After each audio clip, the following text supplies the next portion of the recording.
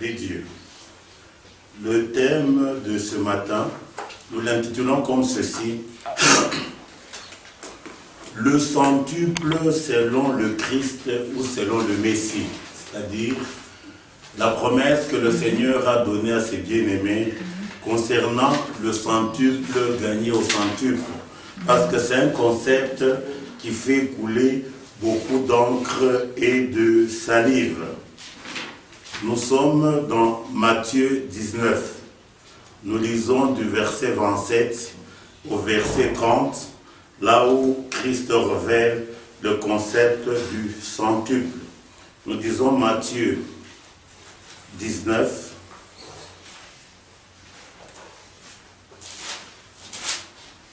du verset 27 au verset 29, la Bible déclare: Pierre, prenant alors la parole, lui dit: Voici, nous avons tout quitté et nous t'avons suivi. Qu'en sera-t-il pour nous? Jésus leur répondit: Je vous le dis en vérité, quand le Fils de l'homme, au renouvellement de toutes choses, sera assis sous le trône de sa gloire, vous qui m'avez suivi, vous serez de même assis sur 12 trônes et vous jugerez les 12 tribus d'Israël. Et quiconque aura quitté à cause de mon nom ses frères, ou ses sœurs, ou son père, ou sa mère, ou sa femme, ou ses enfants, ou ses terres, ou ses maisons, recevra le centuple et héritera la vie éternelle. Donc nous voyons ici une promesse claire que le Seigneur a donnée concernant le concept de gagner au centuple dans ce siècle. La grande préoccupation de quoi le Seigneur a parlé. C'est pour ça que l'Écriture dit quelque part: aucune Écriture ne peut être objet d'une interprétation particulière. C'est poussé par le Saint-Esprit que les hommes ont parlé de la part des dieux. Et l'Écriture que nous venons de lire, bien-aimés, c'est une Écriture qui est utilisée où on manipule les profanes. Amen. Où les gens prennent cette Écriture quant à la lettre, soit disant que ce que Christ a dit ici: si tu donnes 100, tu auras fois 100. Si tu donnes une maison, tu auras 100 maisons. Si tu donnes $1000, tu auras $100 000. Et quand nous regardons ce concept, je crois que tout un chacun peut vérifier son entourage. Cette histoire ne s'est jamais réalisée. Est-ce que Christ a menti? Ou est-ce nous qui avons compris mal? Bien aimé, une promesse des dieux mal comprise n'est pas différente de la sorcellerie. Amen. Je ne sais pas si je comprends. Une promesse des dieux mal comprise n'est pas différente de la sorcellerie. Je ne sais pas si je comprends. Parce que on va prendre cette promesse que j'ai mal comprise. Je dis aux gens que vous aurez ça. Et les gens croient à ce que j'ai dit. 10 ans passent, il n'y a rien. 20 ans passent, il n'y a rien. Les gens là-bas, est-ce qu'ils vont encore croire au Seigneur? Non. Je ne sais pas si je comprends. Donc ce qui est important, c'est de comprendre de quoi le Seigneur a parlé. Nous allons commencer avec le premier texte qui est en train de révéler l'antipode ou l'opposition qui existe entre nos pensées humaines et les pensées des dieux. Pour dire, le centuple que Christ a promis, c'est le centuple selon ses pensées à lui et non pas selon les pensées humaines. Nous sommes dans Ésaïe 55, nous lisons du verset 6 au verset 9. Ésaïe 55, 6 à 9, nous lisons. Ésaïe 55, 6 à 9, la Bible déclare: Cherchez l'Éternel pendant qu'il se trouve, invoquez-le tandis qu'il est prêt. Que le méchant abandonne sa voie et l'homme d'iniquité ses pensées, qui retourne à Dieu qui aura pitié de lui, à notre Dieu qui ne se lasse pas de pardonner. Car mes pensées ne sont pas vos pensées, et vos voix ne sont pas mes voix, dit l'Éternel. Autant les cieux sont élevés au-dessus de la terre, autant mes voix sont élevées au-dessus de vos voix, et mes pensées au-dessus de vos pensées. Donc la Bible nous révèle ici qu'il y a une distance éternelle entre les pensées humaines et les pensées des dieux. Et quand Christ parle, son discours, c'est selon les pensées des dieux. Mais si nous sommes dans nos pensées à nous, nous allons saisir autre chose que la promesse que Christ a donnée. Je ne sais pas si on comprend un peu le concept. La méchanceté de l'homme, selon Dieu, c'est quand je marche selon mes propres pensées humaines. Je ne sais pas si on se comprend. Si je me retrouve devant dans mes voies à moi, je suis méchant à l'égard des dieux. Donc pour devenir enfant de Dieu, je dois abandonner mes pensées, je dois abandonner mes voies pour que je me retrouve dans les voies du Seigneur et les pensées du Seigneur. Maintenant quand Christ donne une promesse, mais moi je la comprends selon mes pensées, bien aimé, je suis un ennemi de Christ. Amen.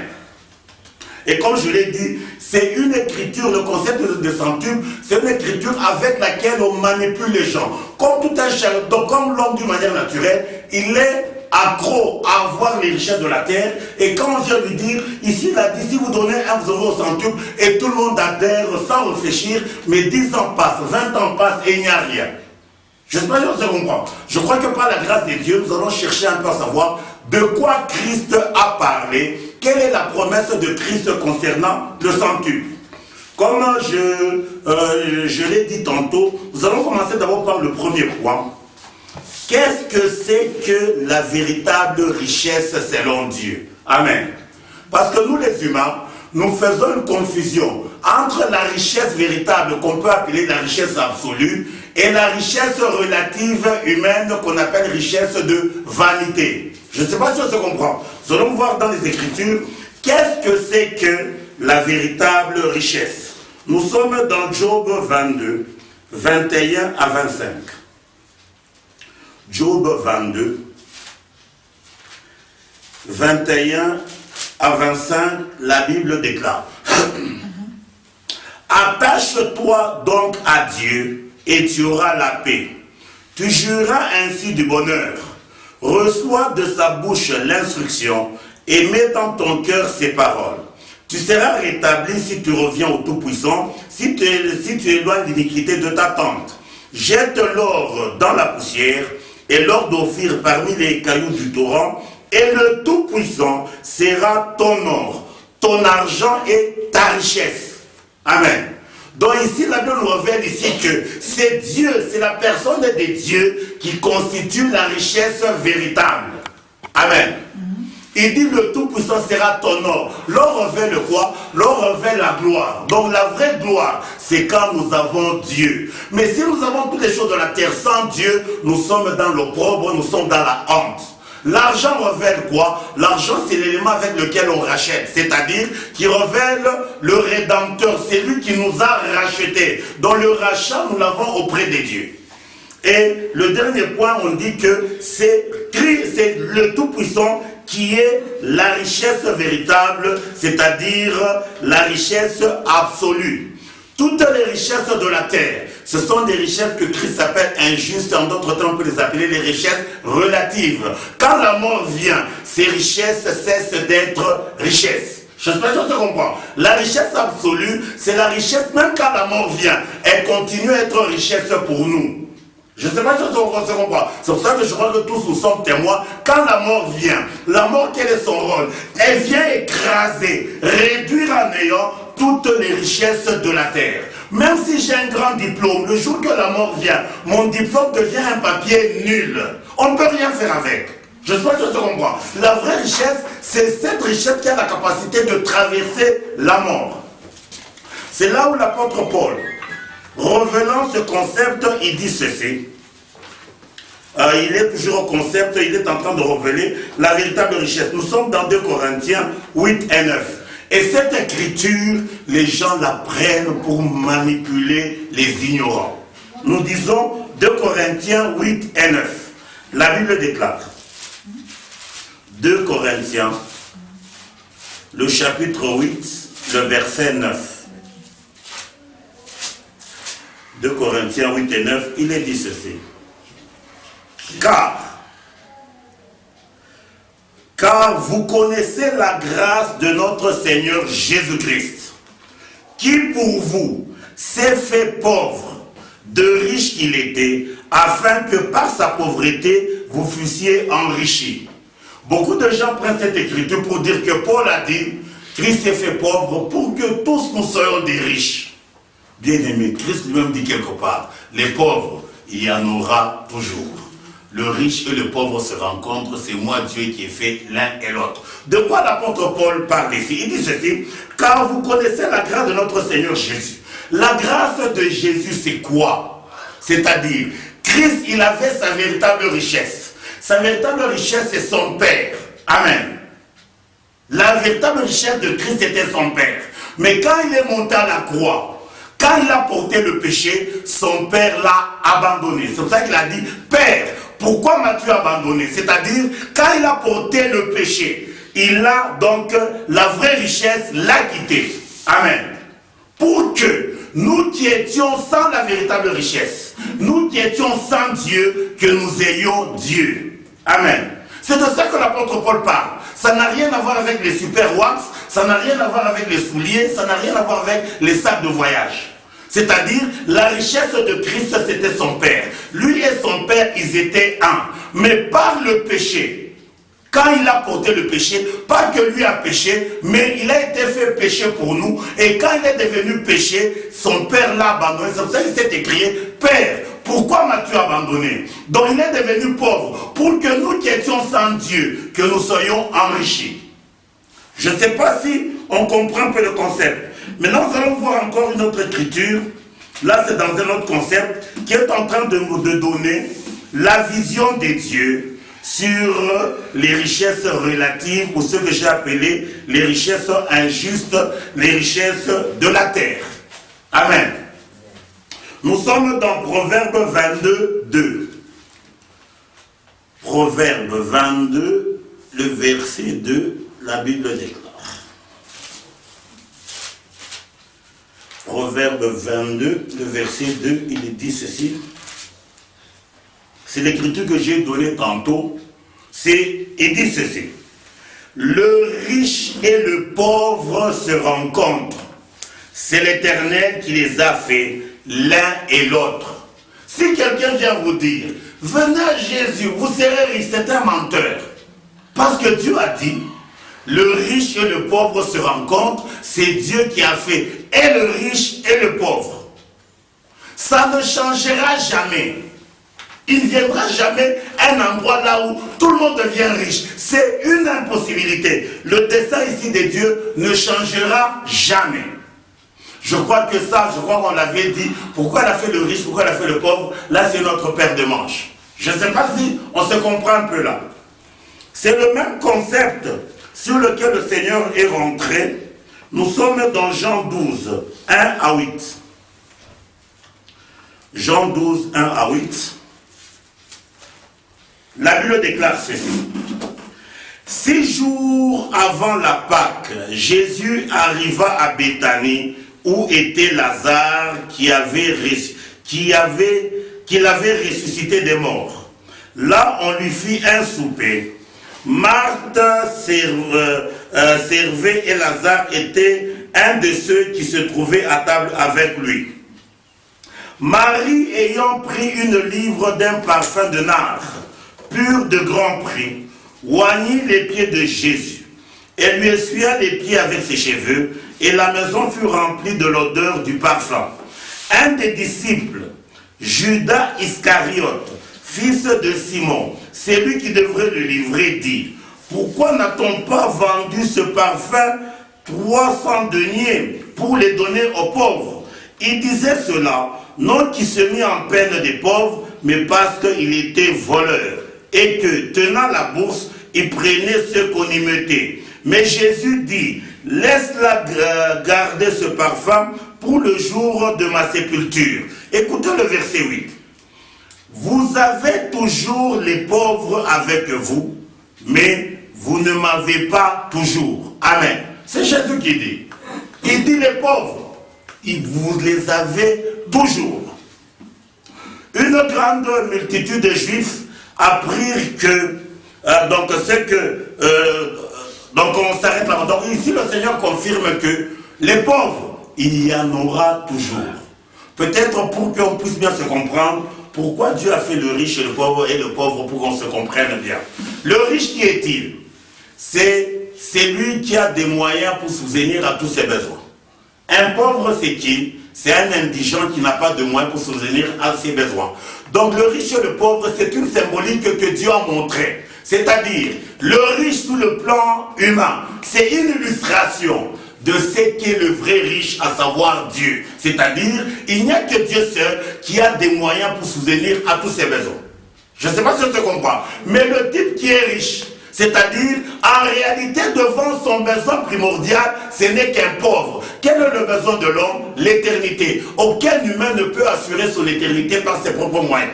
Vous comprenez un peu? Maintenant, le pauvre, c'est la symbolique de tous les humains.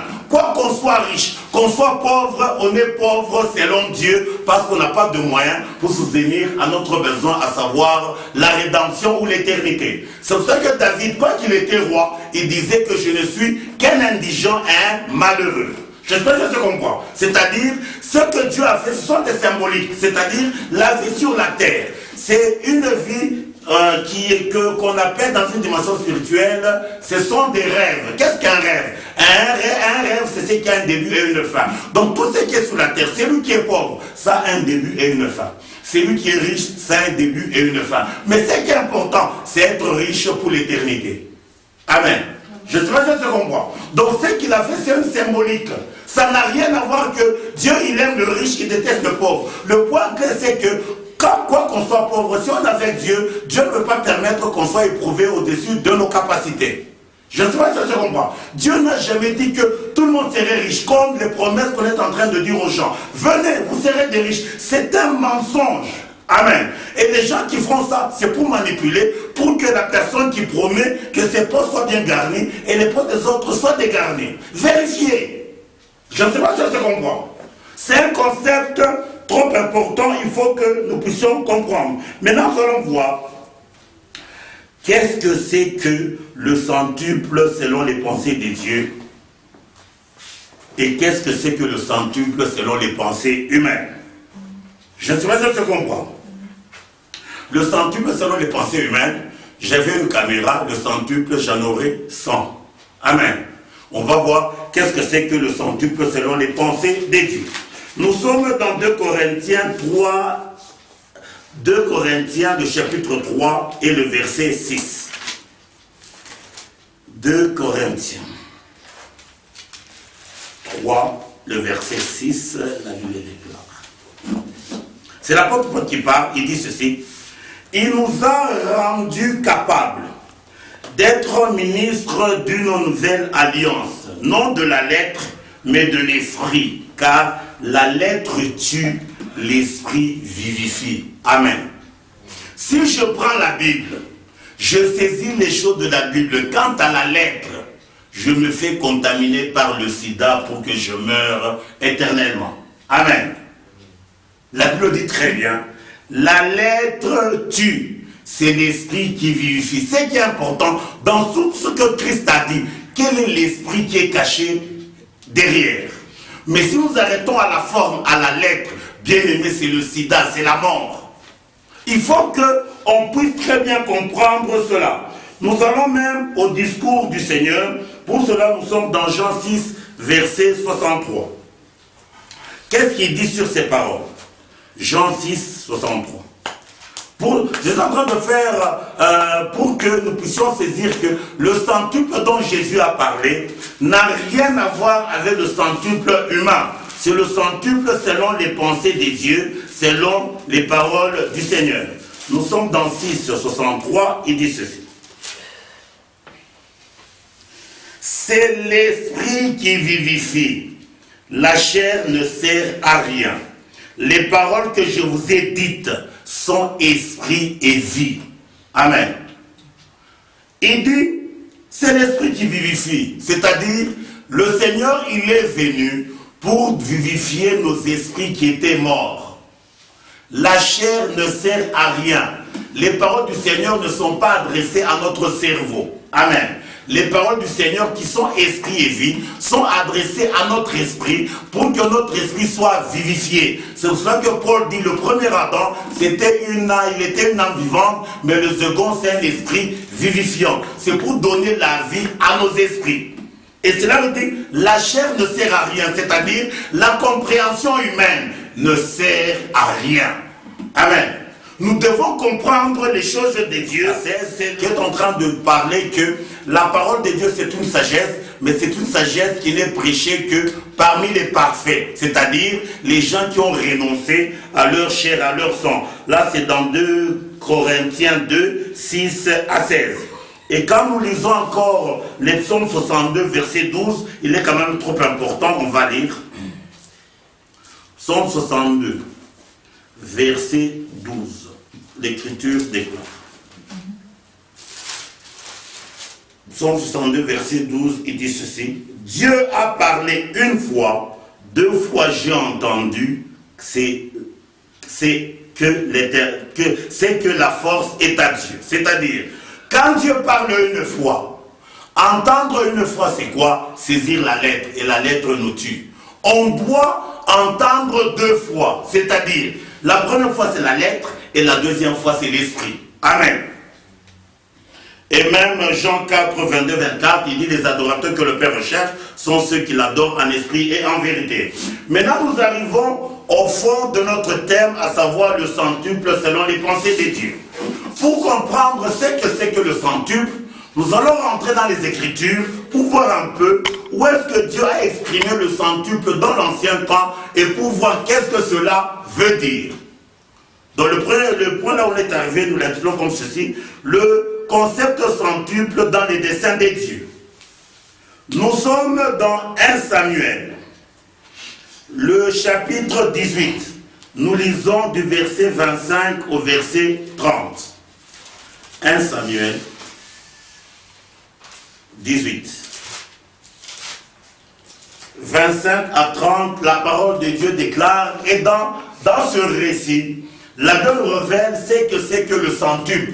Nous allons saisir l'idée du centuple selon les desseins de Dieu. Nous sommes dans 1 Samuel 18, 25 à 30, la Bible déclare. Saül dit, vous parlerez ainsi à David. Le roi ne demande point de dot, mais il désire son prépuce de Philistin pour être vengé de ses ennemis. Saül avait le dessein de faire tomber David entre les mains des Philistins. Les serviteurs de Saül rapportèrent ces paroles à David, et David agréa ce qui lui était demandé pour qu'il devienne gendre du roi. Je vais m'arrêter un peu ici pour expliquer un peu le concept. Pendant ce temps, c'est Saül qui était roi. David était un homme de rien.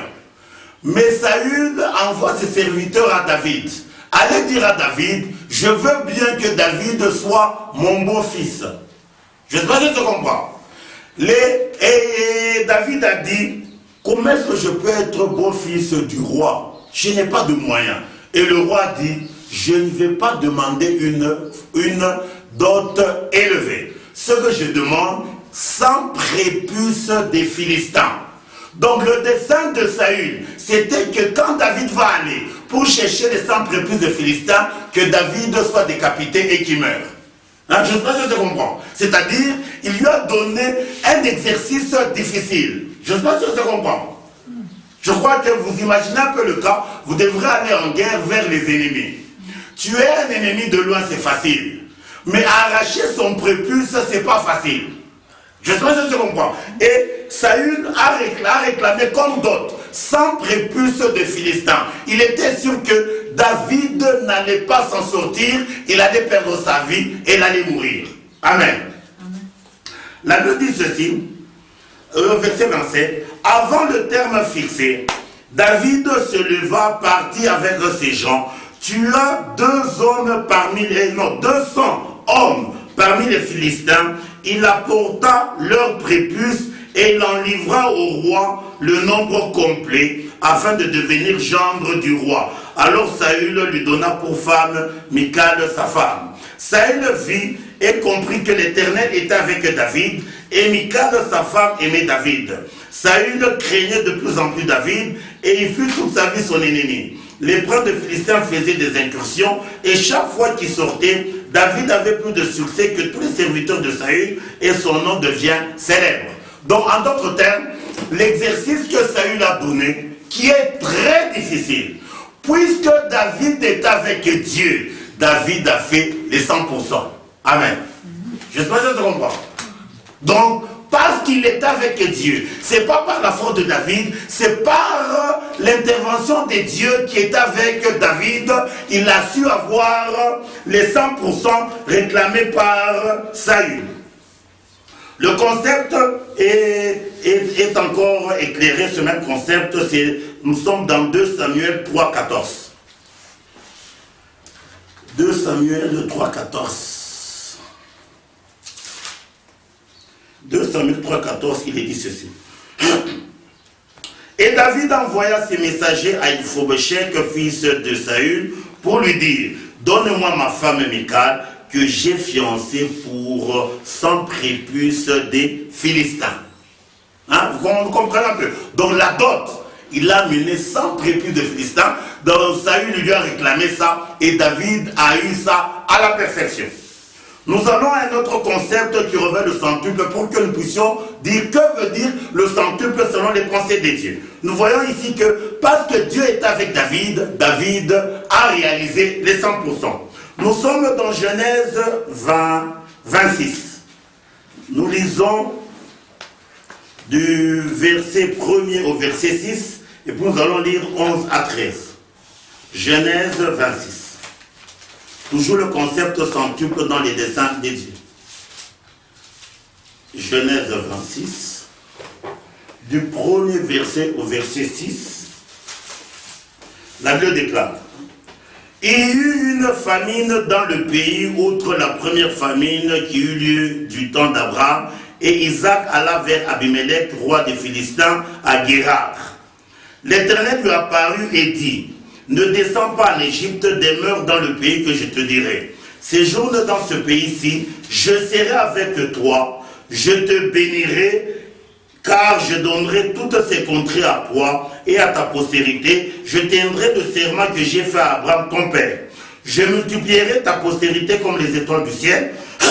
Je donnerai à ta postérité toutes ces contrées, et toutes les nations de la terre seront bénies en ta postérité. Parce qu'Abraham a obéi à ma voix, et qu'il a observé mes ordres, mes commandements, mes statuts et mes lois. Et Isaac resta à Guérar. Nous sautons, nous allons 11 à 13, il dit ceci. Alors Abimelech fit cette ordonnance pour tout le peuple. Celui qui touchera cet homme ou à sa femme sera mis à mort.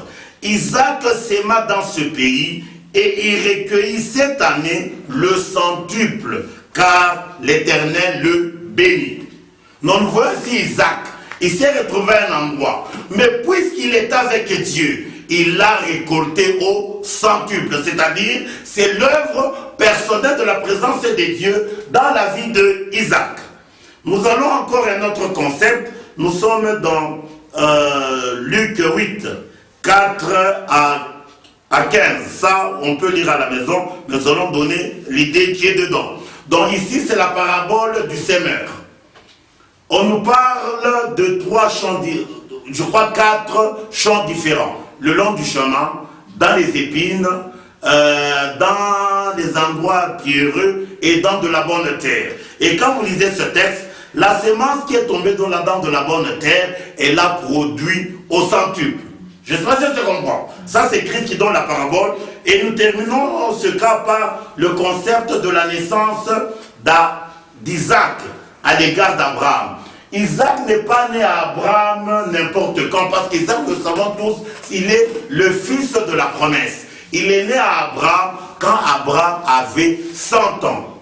Amen.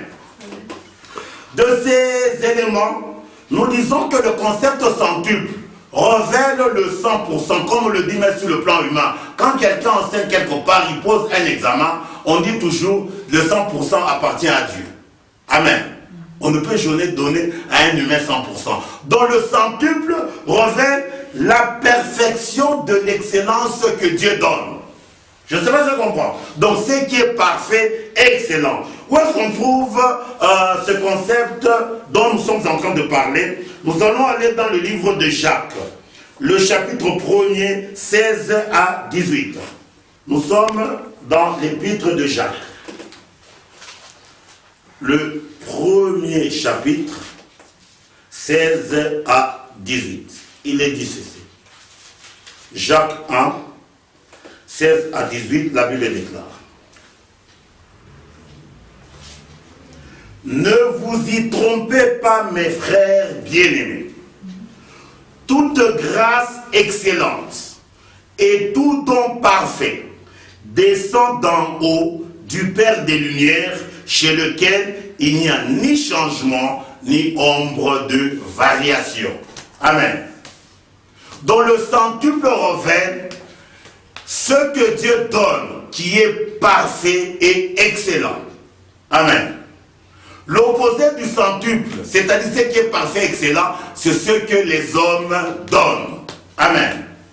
Donc nous disons, il dit, toute grâce excellente et tout don parfait. S'il y a une grâce excellente, il y a une grâce médiocre. S'il y a un don parfait, il y a un don imparfait. C'est-à-dire, ce qui est excellent et parfait procède des Pères des Lumières, c'est-à-dire Dieu. Amen. C'est-à-dire, le centuple dont Christ a parlé, il parle de ce que Dieu va vous donner. Ce qui procède des dieux, à l'opposé de ce qui procède de l'humain.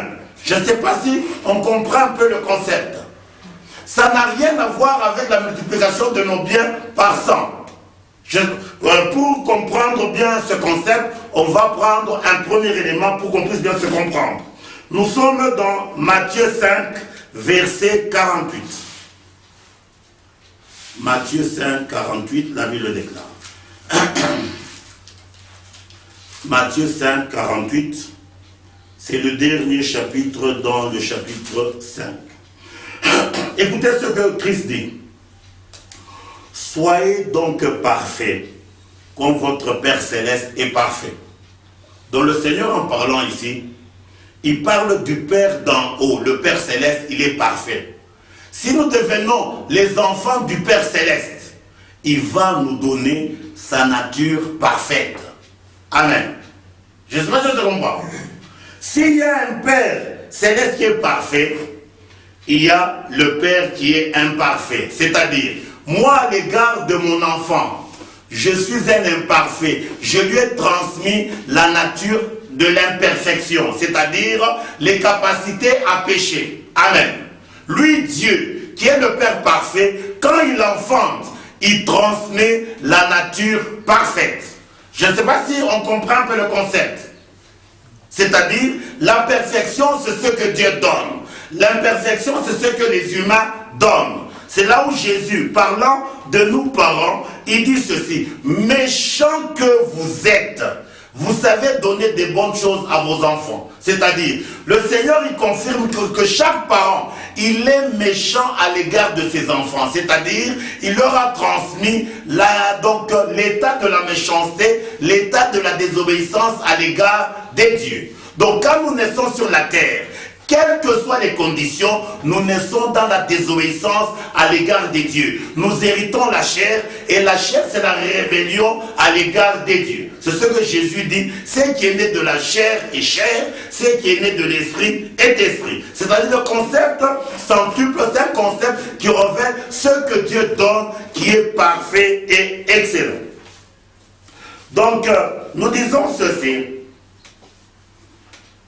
Nous allons passer à un autre point, qui est la mutation de ce qui est imparfait vers ce qui est parfait. Amen.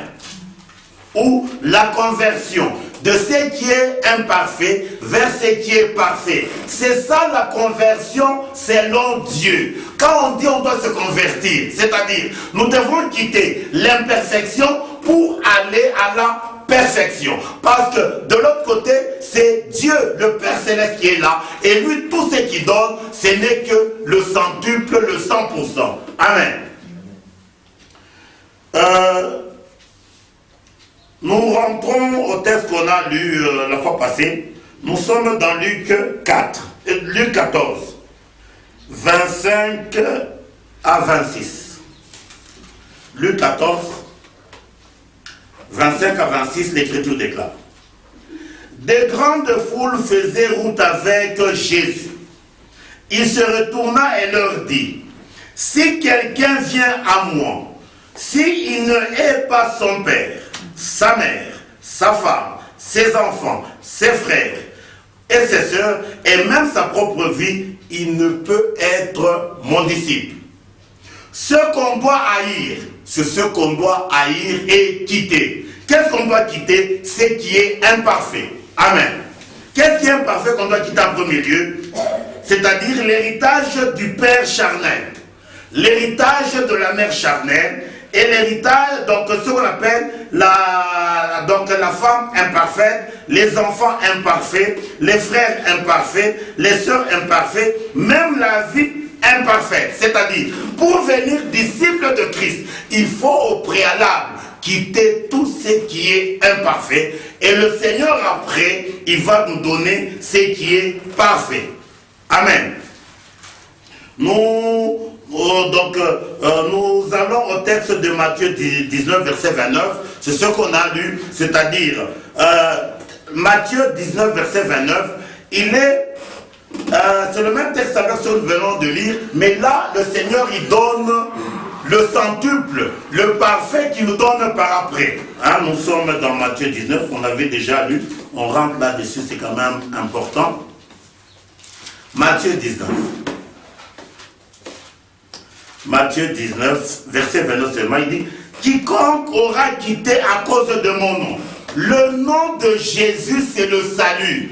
C'est-à-dire, quand nous cherchons le salut de Dieu, il y a une condition sine qua non. Nous devons quitter les premiers éléments qui sont imparfaits et médiocres.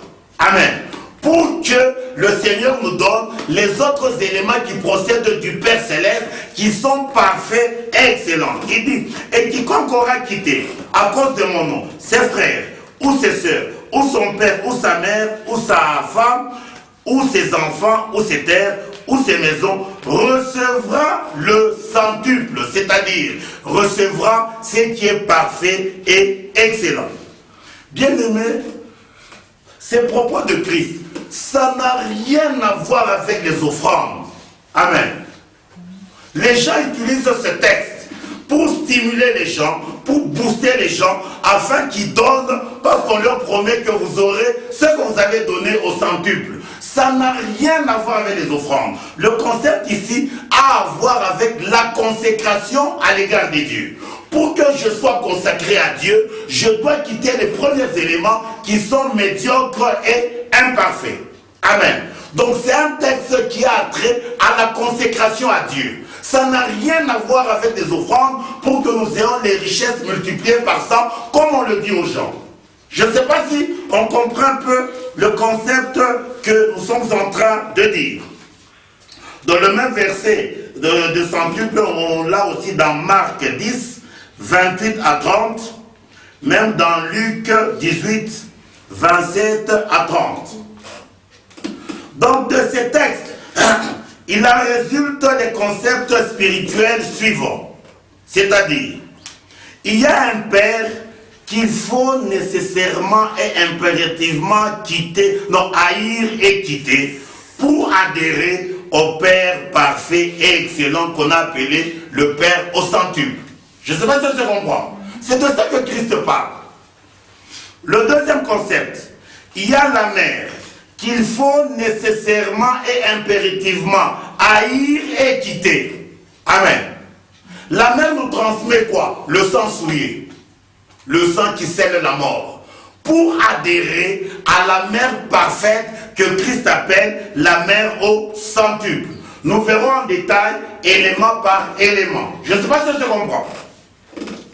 Il y a la femme qu'il faut nécessairement et impérativement haïr et quitter pour adhérer à la femme parfaite et excellente. La femme, nous vous disons toujours, la femme dont Christ parle, ce n'est pas la femme sur le plan humain. la femme révèle l'alliance. Amen. Quand nous arrivons sur la terre, nous entrons dans une alliance de la mort. Amen. La volonté de Dieu est que nous puissions quitter cette première alliance de la mort afin que nous puissions entrer dans l'alliance de la vie. Amen.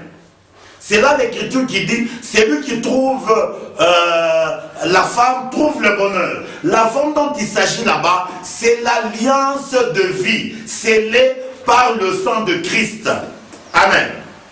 Je ne sais pas si il faut nécessairement impérativement haïr et quitter pour adhérer aux enfants parfaits et excellents. Les enfants ici, c'est quoi? Les œuvres de la chair. Amen. Le péché. Et les enfants parfaits excellents qu'on doit avoir, ce sont les œuvres de l'esprit. Il y a aussi les frères qu'il faut nécessairement haïr et quitter pour adhérer aux frères au centuple. Les frères là-bas, on verra en détail, c'est quoi? Nos pensées humaines. La pensée, c'est le masculin. Le sentiment, c'est le féminin. Amen. Je ne sais pas si on comprend un peu le concept. Donc quand nous arrivons sur la terre, nous avons nos pensées à nous. Nos pensées à nous, c'est ça nos frères médiocres et imparfaits. Nous devons adhérer aux pensées du Seigneur, qui sont les frères au centuple, c'est-à-dire qui sont parfaits et excellents. Les sœurs qu'on doit quitter, ce sont nos sentiments humains. Le sentiment révèle le féminin. Quand quelqu'un me fait du mal, naturellement, mon féminin va me pousser à me venger. Il faut que je réagisse selon les sentiments qu'il y a en Christ. Amen. C'est de ça que Christ a parlé. Il n'a pas parlé de l'argent ou des maisons de la terre. Je ne sais pas si on comprend un peu ce que nous sommes en train de dire. C'est-à-dire, la vie qu'on doit quitter, il y a la vie charnelle qu'on doit quitter pour entrer dans la vie parfaite, la vie selon l'esprit que le Seigneur nous donne. Il y a les maisons qu'il faut nécessairement quitter pour entrer dans la maison au centuple parfait et excellent. La maison qu'on doit quitter, c'est quoi? Les maisons d'argile qui tirent son origine de la poussière, c'est-à-dire l'héritage que nous avons eu de nos parents. La maison parfaite, c'est la personne de Christ, qui est la maison de Dieu, la résidence de Dieu à perpétuité. Il y a les terres qu'il faut nécessairement quitter. Quelles sont ces terres? Les terres d'errance, de vagabondage, pour qu'on entre dans la terre promise. On en parlera. Il y a des champs qu'on doit quitter, c'est-à-dire les champs non défrichés, pour quand la semence y tombe, elle est là pour être étouffée, pour avoir les champs bien défrichés, pour quand la semence tombe, qu'elle puisse germer et produire du fruit. Nous allons aller à Michée pour qu'il comprenne un peu ce concept, pour que nous puissions un peu comprendre ce qu'on est en train de dire. Nous sommes dans Michée 2, le verset 10. Michée 2, le verset 10, je voudrais ce verset, il dit ceci. Levez-vous et marchez, car ce n'est point ici un lieu de repos, mais à cause des sueurs, il y aura des douleurs et des douleurs violentes. Donc Michée, le nom de ce prophète révèle l'exclusivité des dieux. C'est le même concept avec Michel, avec Michael. Pour dire, Dieu nous demande de quitter la première identité que nous avons. Le lieu dont l'Écriture parle, c'est l'identité des souillures que nous retirons de nos parents biologiques. Si nous restons dans cette identité des souillures, bien aimé, la colère de Dieu sera sur nous. Comme Job 14 le dit, comment un être souillé peut-il sortir un être pur? Il n'en peut en sortir aucun. Hein, je ne sais pas si je comprends. Nous allons voir un texte pour dire que quand la Bible nous demande de quitter le père, la mère, la femme et les enfants, ce n'est pas un concept humain. Dieu, la Bible ne nous demande pas à ce qu'on puisse haïr les gens de nos familles. Amen. Comme certaines personnes le prétendent. Nous allons lire un texte qui confirme ce concept. Nous sommes dans 1 Timothée 5, 1 Timothée chapitre 5 et le verset 8. 1 Timothée chapitre 5, le verset 8, la Bible déclare. Si quelqu'un n'a pas soin des siens, et principalement ceux de sa famille, il a renié la foi, il est pire qu'un infidèle. Amen. Je ne sais pas si on comprend le concept. C'est comme mes enfants, je m'occupe pas d'eux, ma femme, je m'occupe pas d'eux, au nom du verset qu'on a lu. Il dit, j'ai renié la foi, je suis pire qu'un infidèle. Donc ce dont le Seigneur parle, c'est de la spiritualité. Amen. C'est pour ça qu'on dit, la parole de Dieu, elle est bien équilibrée. On ne peut pas enlever un texte de son contexte. Quand on enlève un texte de son contexte, ça devient un prétexte. Il y a des gens qui ont de la haine à l'égard des membres de leur famille. Ils prennent les versets que Christ a dit pour justifier leur concept là d'égoïste. Amen. Je ne sais pas si on comprend un peu ce que nous sommes en train de dire. Donc selon le Seigneur, quand il dit il faut haïr, il faut quitter, il faut abandonner, c'est la nature souillée et corrompue pour entrer dans l'acquisition de la nature sainte et incorruptible. Amen. C'est de ça que le Seigneur parle. Et pour confirmer ce concept, nous allons lire un texte. C'est dans 1 Pierre, le chapitre 1er, 13 à... Il est quand même long à 25. 1 Pierre, chapitre 1er, 13 à 25. 1 Pierre, chapitre 1er, 13 à 25. Écoutez ce que l'Écriture dit. C'est pourquoi, saignez les reins de votre entendement, pour dire, on doit tout faire pour que la compréhension soit exacte. Amen. Soyez sobres, ayez une entière espérance dans la grâce qui vous a été apportée lorsque Jésus-Christ apparaîtra. Comme des enfants obéissants, ne vous conformez pas aux convoitises que vous aviez autrefois, quand vous étiez dans l'ignorance. Mais, puisque c'est lui qui vous a appelé est saint, vous aussi, soyez saints dans toute votre conduite, selon qu'il est écrit, vous serez saints car je suis saint.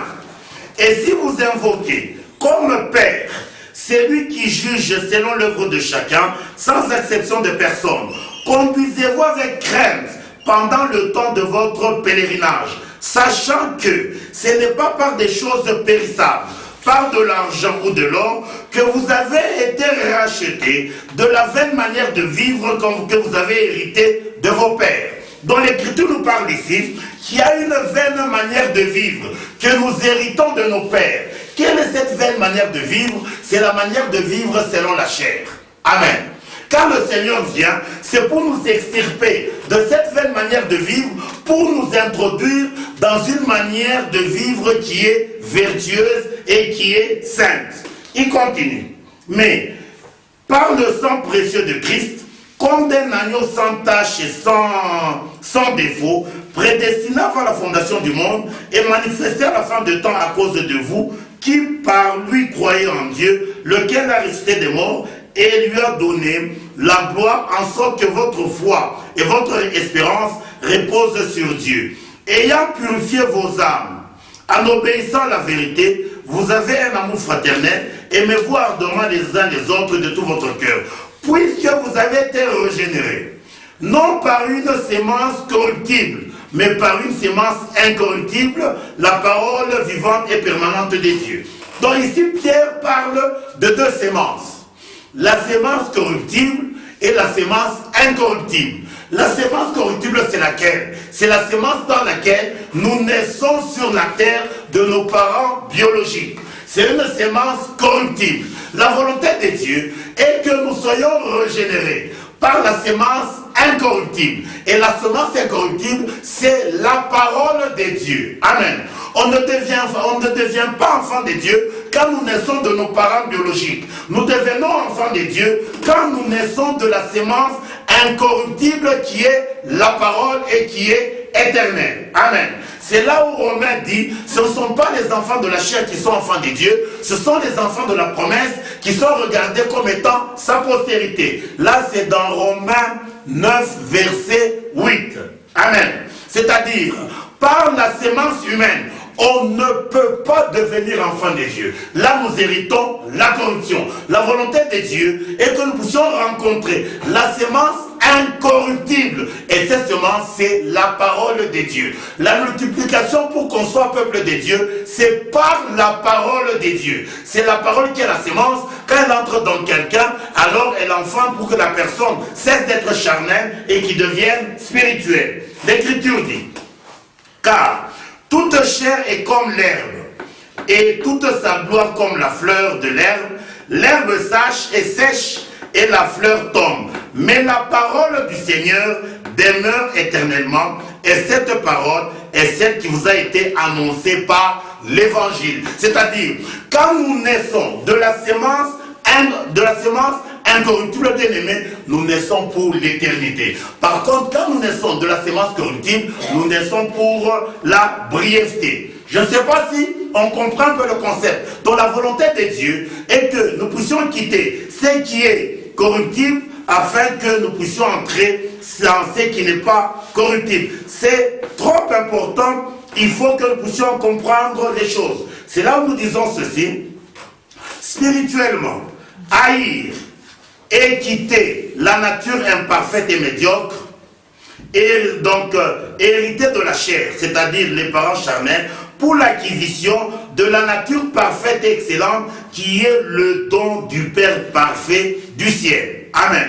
C'est là où, comme on a lu dans Matthieu 5, verset 48, il est dit ceci, soyez parfaits comme votre Père céleste est parfait. Et quand nous rentrons au verset 20, le Seigneur dit ceci, si votre justice ne dépasse pas celle des pharisiens, vous ne verrez jamais le royaume des cieux. Amen.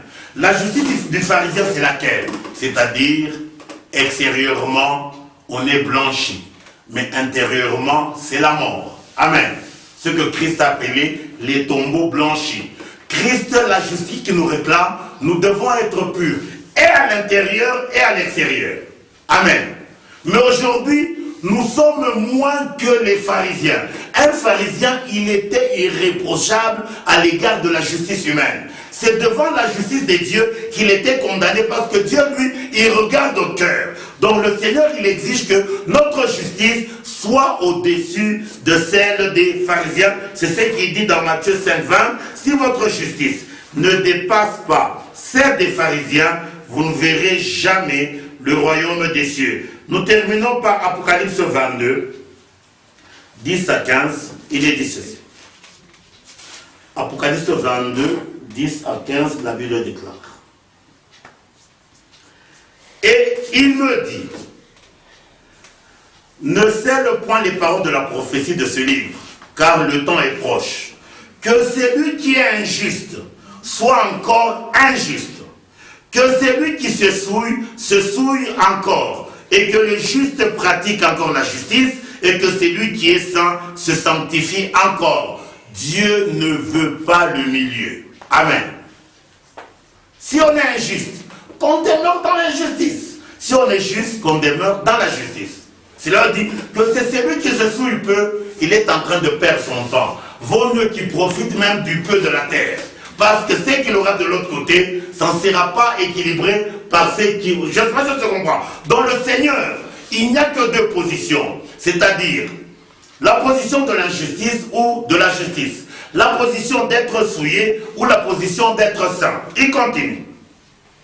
Voici, je viens bientôt, ma rétribution est avec moi pour rendre à chacun selon ce qu'est son œuvre. Je suis l'alpha et l'oméga, le premier et le dernier, le commencement et la fin. Heureux ceux qui lavent leur robe et d'avoir droit à l'arbre de vie et d'entrer par les portes dans la ville.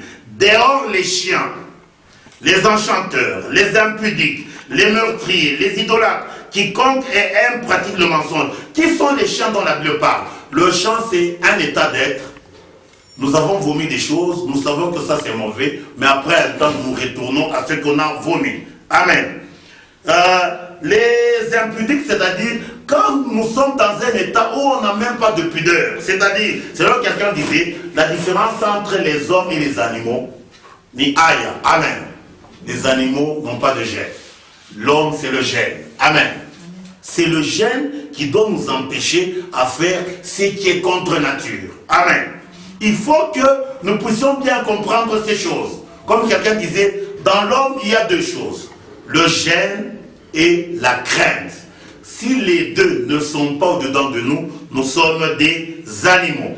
Donc, le dernier verset, nous terminons par là.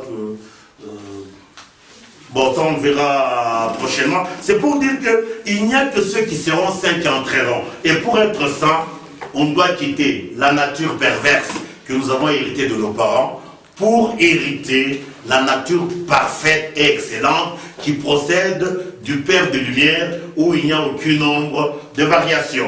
Je crois que le samedi prochain, on va continuer. Et puis là, maintenant, on va rentrer dans les détails du Père au centuple. C'est quoi au juste? Qu'est-ce qu'il y a? Donc, et puis on passera à la Mère au centuple dans tous les détails. Dieu étant dedans, on terminera quand le Seigneur le permettra. Que Dieu nous bénisse.